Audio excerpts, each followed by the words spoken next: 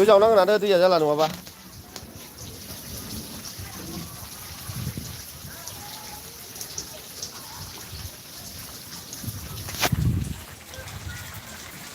दंफां बिलाइया रेबजोब्बाय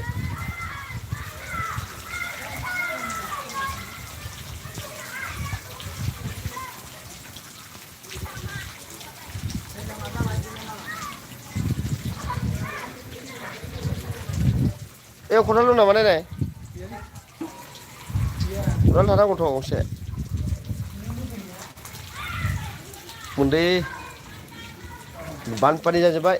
जावना हरनांसिगोन दैया